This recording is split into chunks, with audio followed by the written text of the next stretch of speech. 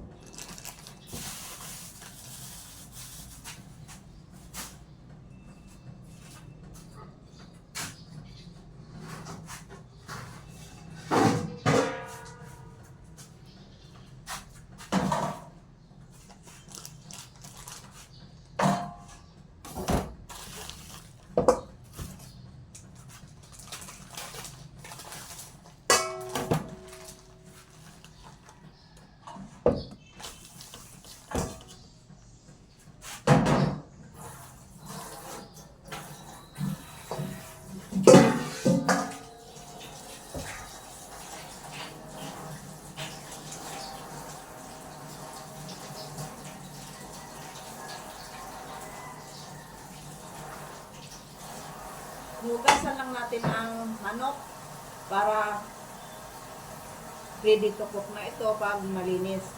Ito yung manok na binibili ko sa palengke. Ganito kaliit ang hiwa.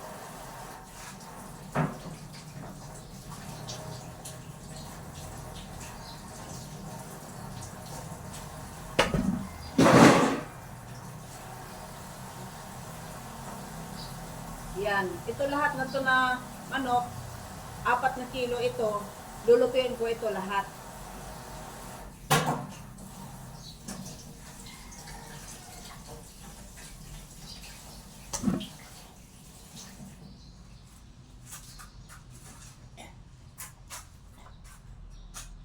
At mayroon tayong ihalo.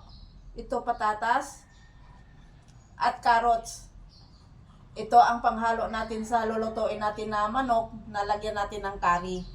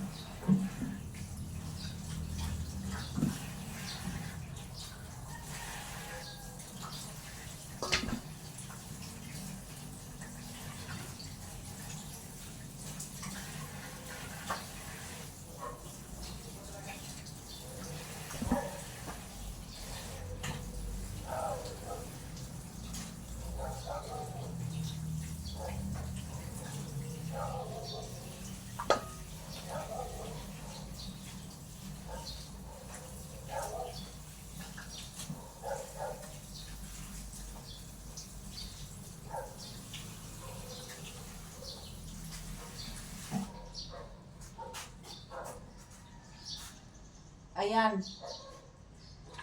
Nakita ninyo, tinatanggalan ko pa ito ng balat kasi para iwas kolesterol.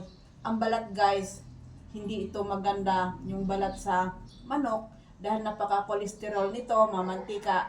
Kaya tinatanggal ko yung balat ng manok para iwas kolesterol. So kayo guys, ito ang gagawin ninyo pag kayo nagluluto ng manok, tanggalin ninyo yung balat para mawala yung taba. Kasi ang balat ng manok, napakataba nito, ay hindi ito maganda sa katawan ng tao. Kaya dapat, bago mo lulutuin, tatanggalin mo ang balat ng manok.